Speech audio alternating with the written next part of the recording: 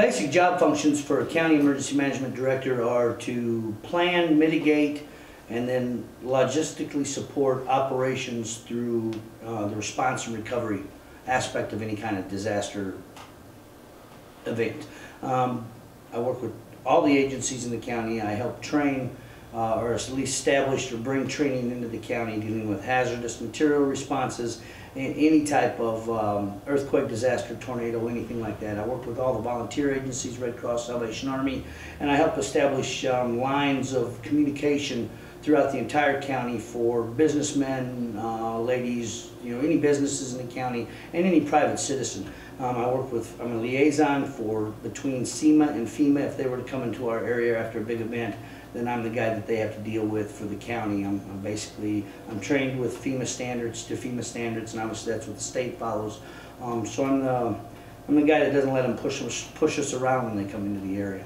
I work a lot with the schools to help them planning, and recently I've just became certified in design and construction for community safe rooms, and I go out into the community and work with private citizens and public businesses to locate what the safest place is in either their home or their business, and then options that they have either to fortify that or to make another plan, either i.e. move to a different location or evacuate the area completely. And of course that all depends on the disaster that's coming. But I'm a good firm believer that people need to have that plan, need to know how to use that plan and practice that plan. So. Okay. Do you deal directly with the National Weather Service? I do, as a matter of fact. Okay. And when you get warnings from them, how do you disseminate those? As far as when you, basically what happens right now is National Weather Service identifies a severe storm or a possible tornado event. They send out their warning to our PSAP, which is Public Service Announcement Center, basically, and that's located at our 911 center. Our 911 folks are trained with our notification system and also a little bit on the weather services, that once they get that, then they go through their process through their CAD system and disseminate that throughout the county. What the problem is that we saw in Audrain County when I first got here in June 2011 was it's a county-wide warning, and if it's in Martinsburg, people in Mexico and Thompson are ducking for cover when they don't really have to, and that's what I saw from the Joplin event. We cry wolf all the time with these warnings. People don't pay attention to them anymore, especially the outdoor sirens, and people use those wrong also. They were developed in the 1950s and 60s for outdoor gatherings, large-scale events that we in the 2000s don't do as much as we used to. And then over the decades, people got used to hearing them indoors, and so they got to, the kids, and now if I hear the siren and I'm in the house, then I know to do something, but that's not what they were originally set up for. So through the process of an extensive 4-month research evaluation, we came down with a community notification system called the Everbridge system, and basically what that allows us to do is that several people in the county have access to operate this system. It's redundancy of control. I'm the project manager, so I have total control of the system. But basically, in a nutshell, we can reach out with telephone, cell phone, computer, pagers. We can text you, we can fax you, we can call your Kindle, we can call your iPad, your tablet. There's 18 different electronic devices that this system can reach out to. And you'll get a human voice telling you what you need to do, basically. Whether it's a tornado warning, there's going to be seek shelter now kind of concept. In the blizzards, we sent one out just telling folks the day before there's a blizzard coming, you need to be prepared, have these supplies, do those kind of things. So it gives us an opportunity to reach out and communicate with our citizens in an actual, almost real-time event. I sent a message out for the severe storm. I reached 4,123 people in less than 4 minutes. So I think that's an outstanding reply concept. The system, I have to talk about this for a long time, but the system's got a citizen interactive mode to it, to where once you get the call, if you tell me you've received the call, it won't call the rest of your devices. Problem we have with some of the systems nowadays, and I'm part of one with the government, is they'll call my computer, then they call my landline, then they call my cell phone, then they call my pager, but I've already answered them on my email, so they know I've got the message. But it's that redundancy that keeps going. Our system will stop so you don't keep getting bugged by the telephone call. Okay. I think that's about it in a nutshell. Okay. So you probably heard about the impact-based warning systems from warnings from the National Weather Service. Yes, and I'm a firm believer in those. You know, here you're talking about the graphic details, Yes. seek shelter or you will die. I'm a firm believer in that, and our messages aren't quite as stern, but they are action messages. And what we've decided in the county is we don't send out, through our notification system, we don't send out watches. And the reason why we do that is because there can be several watches during the day. And again, how many times is your phone going to ring before you look at the number and go, oh, that's that agency, I'm not answering that anymore. So we only send out warnings, and our philosophy is if you get a call from our system, there's an action that is directly related to that.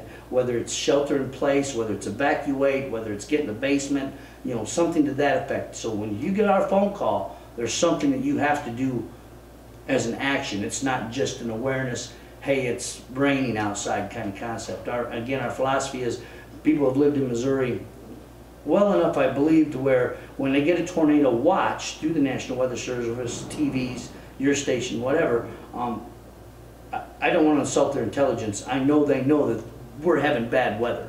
It's when that severe weather rolls around to produce the tornadoes, that's when I want people to start being on their toes and being alert. And with our system, like I said, we can polygon an area.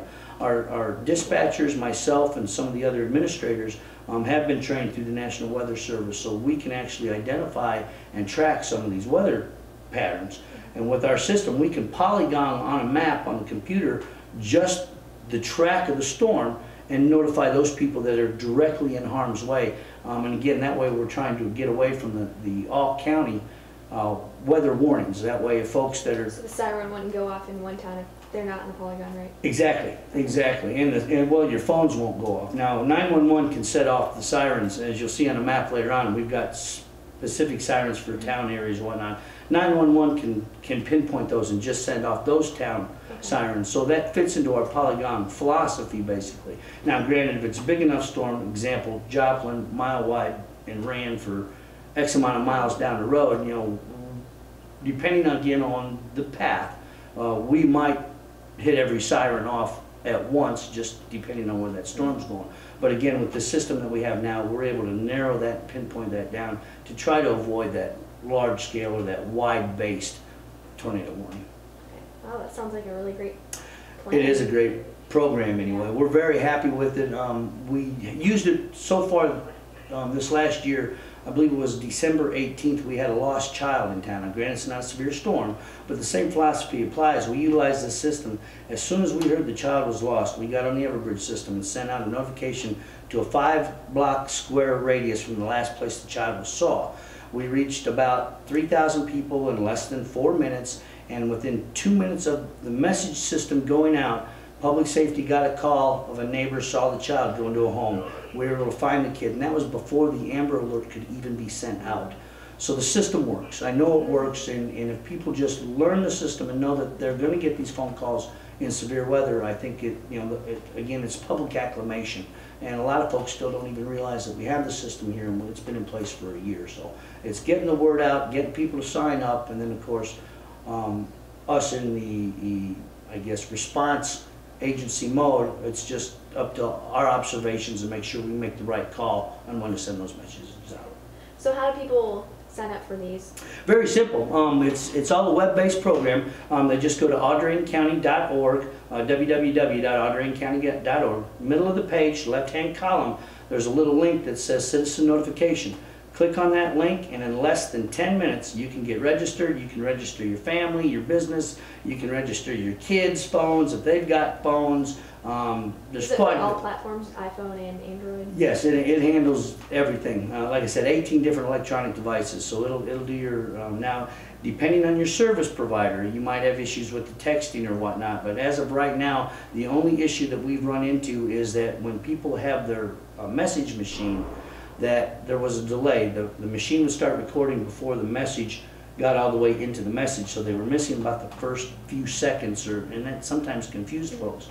I presented that to the Everbridge company, and now they have actually added a delay link onto their platform page.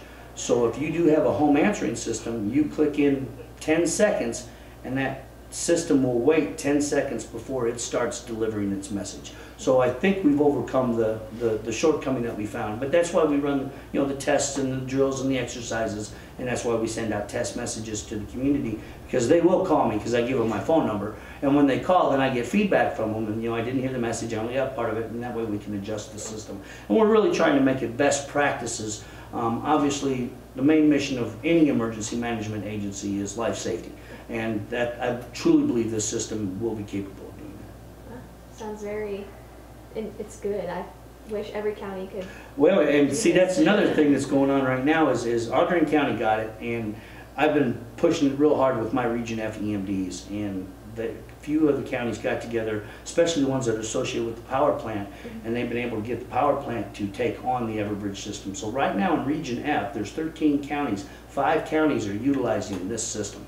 And I think that's wonderful. My hopes is to see it standardized across the state.